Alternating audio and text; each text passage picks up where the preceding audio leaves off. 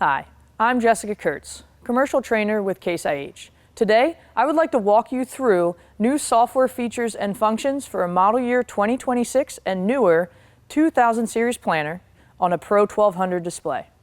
To access the Downforce control, we're going to navigate to the planter universal terminal, in my case run screen 7, and then we're going to go to screen 2 within the universal terminal.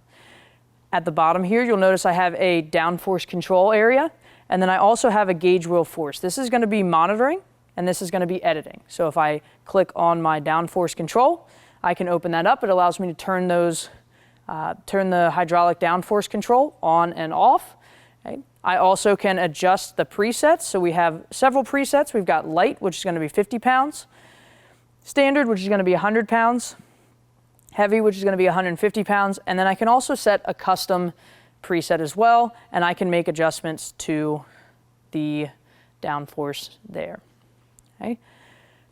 Mentioned that monitoring portion. If I click on this gauge wheel force, okay, it's going to automatically jump me to screen 3 here within my universal terminal, and you'll notice here we have this gauge wheel force graph.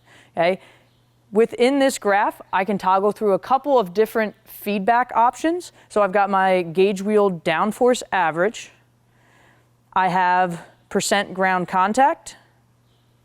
I have my applied downforce average and my percent good ride. So I can use all of these metrics to help me decide if I need to make any adjustments to my downforce. I can also, within this graph, click and view this at an even more granular level. Okay, so I can bump this down and I can view rows, in this case, 7 through 12. I can get even more specific and I can view just row 12. And then I can change through. If I want to stay in that tight view, I can change back and forth within my rows, okay? Or I can come back out and look at that as a more of a broad view and see all of my row units. When we're using these, we're within the universal terminal now to make these adjustments, but let's say you're planting and you're on the go, okay, and it's quite a few clicks to get to this point.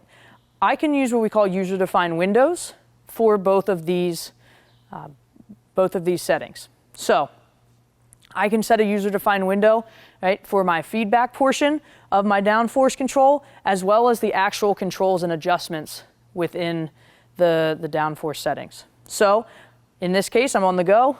I pop to this run screen. I can watch my row unit ride. How much is that planter bouncing? Are those gauge wheels staying in contact with the soil surface? Okay? And let's say I have this set at custom. Right? That doesn't quite seem to be enough. We're getting a lot of bounce. I might want to switch to heavy. And then that will adjust my downforce across each row unit to that new target. This has been a summary of row unit downforce adjustment on a model year 2026 and newer 2000 series planter on a Pro 1200 display. For more information, contact your local CASEIH dealer.